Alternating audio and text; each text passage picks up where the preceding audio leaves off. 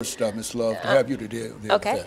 Yes, I have a bachelor's degree in education, and I have a master's degree in licensed social work with a concentration in behavioral health.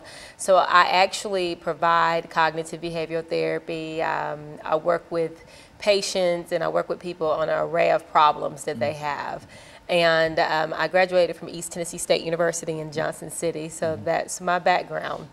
What about you, Ms. Davis? Well, I am a licensed cosmetologist. I own a salon here in Nashville, Salon Ice. I'm also a recovering addict. I have been in prison before. I spent 2 years incarcerated in a federal prison, and I also did 18 months in a federal prison on a return sentence. And so both of you have some information in reference to, and especially you, Ms. Davis, in reference to actually being incarcerated as a female, surrounded by other females, and et cetera. And I think that you can give us a different perspective in terms of what goes on in the prison system. And of course, Ms. Love, you've got a lot of information in reference to self-esteem and some of the things that Ms. Davis has already accomplished in reference to after being outside of the system. Let's start off with you, Ms. Davis. Tell us something about female incarceration in the state of Tennessee. Yes, well, there's different perspectives. There's the bad side, and then there's the good side. The bad side is that you can go behind bars and you can get with the wrong crowd and do the same thing that you're doing on the outside. The good thing is that they offer opportunity. They offer opportunity to get your life in order and have a second chance. They offer education, they offer degrees, they offer self-awareness, self-esteem building. You can build your self-awareness and really get your life in order and come out and be a productive citizen. And you do have that opportunity. And so all things in terms of being incarcerated, it might be a bad situation, but it also gives an individual, if he or she is willing to work on it, an opportunity to become a better person. Absolutely, absolutely, and that's what I did. Now, within the context of what has been said about the prison system itself, overcrowded situations and et cetera. Now, we know that in many instances this might apply to the male part of the population, but what about the female? Well, it's overcrowded. It is overcrowded, and it is a business, definitely.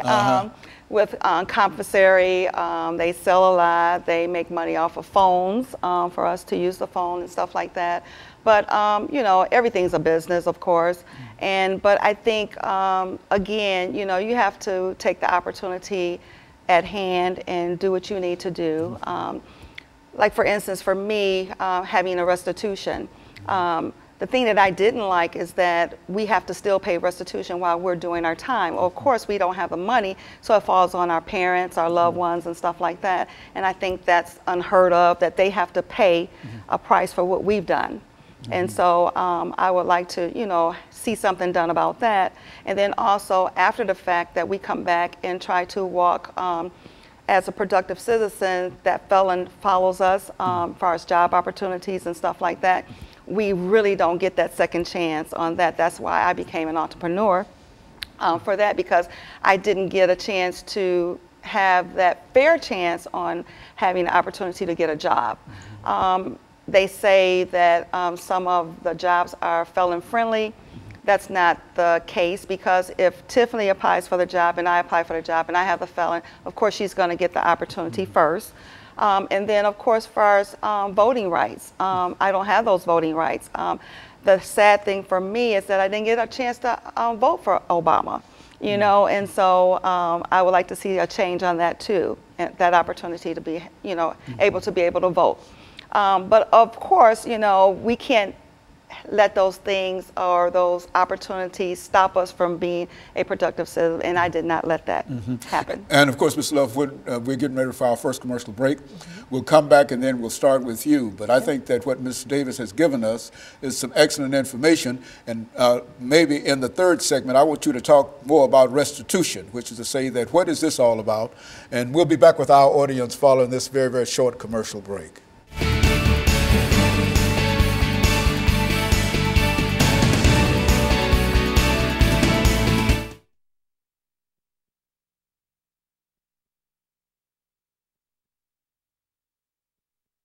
5 minutes about whatever. Then I want you to talk about your book, Okay. from Christ to Christ.